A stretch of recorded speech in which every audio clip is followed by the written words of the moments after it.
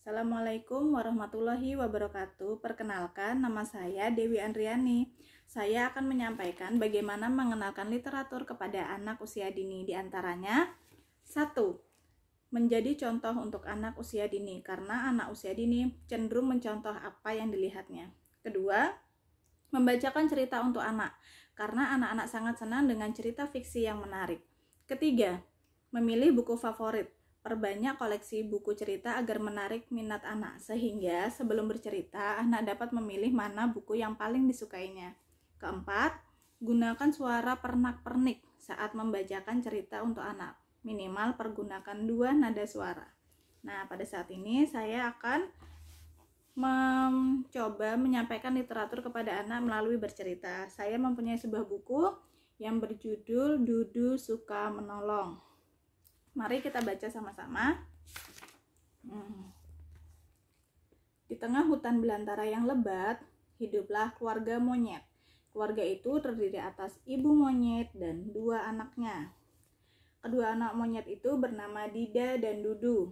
Dida adalah kakak dari Dudu. Dida dan Dudu adalah anak monyet yang selalu menurut perintah ibunya. Nah, selanjutnya, suatu hari, ibu monyet hendak pergi mencari makanan untuk kedua anaknya. Sebelum pergi, ibu monyet berpesan kepada kedua anaknya agar tidak meninggalkan sarang. "Kenapa kami tidak boleh meninggalkan sarang, Bu?" tanya Dudu. "Sebab di luar banyak terjadi kejahatan," jawab ibu monyet. "Apakah mereka semua jahat, Bu?" tanya Dudu lagi. "Ya, terutama buaya penunggu sungai," jelas ibu monyet. "Dida, Dida," panggil ibu monyet kepada anaknya tertua. "Ada apa, Bu?" jawab Dida. "Jaga adikmu. Kalian tidak boleh keluar rumah ya," pesan ibu monyet kepada kedua anaknya. "Baik, Bu," jawab Dida dan Dudu bersamaan.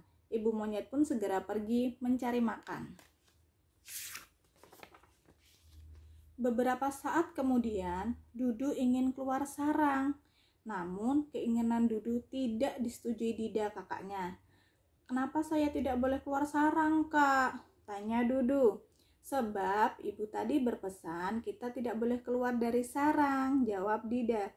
"Tapi di sarang seharian membuat aku jenuh dan bosan.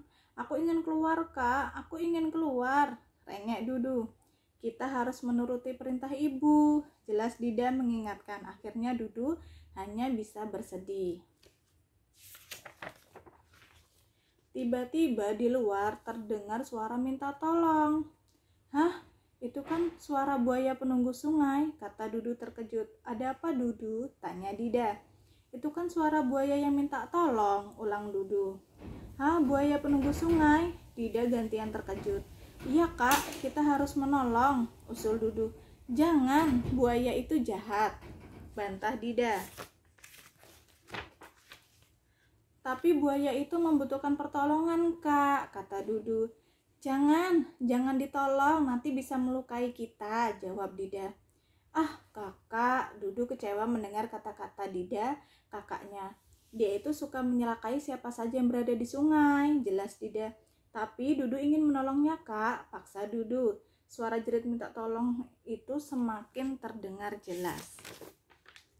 Dida dan Dudu mengintip melalui celah pintu sarang. Mereka melihat buaya yang kesakitan. "Kasihan dia, Kak," kata Dudu.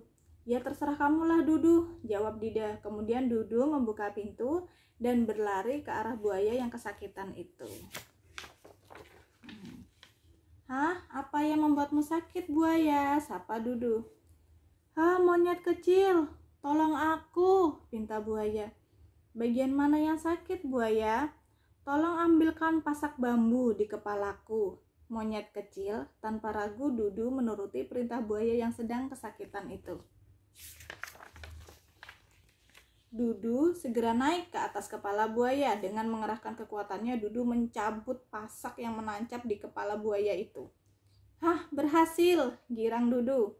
Buaya mengaduh kesakitan seiring dengan tercabutnya pasak itu. "Terima kasih, monyet kecil, kau telah menolongku," ucap buaya. "Maukah kau berkawan denganku, buaya?" pinta Dudu. Ya, aku mau. Kau monyet kecil yang telah menolong, jawab buaya. Apakah kau benar buaya penunggu sungai yang jahat itu? Tanya monyet kecil. Ya, aku penunggu sungai itu, jawab buaya terus terang. Oh iya? Monyet kecil terkejut dan mundur beberapa langkah. Aku tidak jahat. Aku sebenarnya hanya mengingatkan mereka yang mengganggu aku. Kalau mereka baik, aku akan membalasnya dengan kebaikan juga, jelas buaya. Oh, begitu. Nah, apakah kau ikut-ikutan menganggap aku buaya yang jahat? Tanya buaya.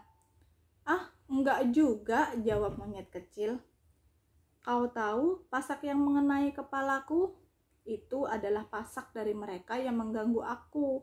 Maka aku pun melawannya. Akhirnya mereka yang mengganggu aku tidak berani lagi bermain di sungai, jelas buaya. Sejak saat itu, monyet kecil tidak takut lagi kepada buaya penunggu sungai. Ia akan bercerita kepada ibu dan Dida bahwa buaya itu tidak jahat, asal kita tidak mengganggu. Nah, sekian dulu kegiatan hari ini. Wassalamualaikum warahmatullahi wabarakatuh.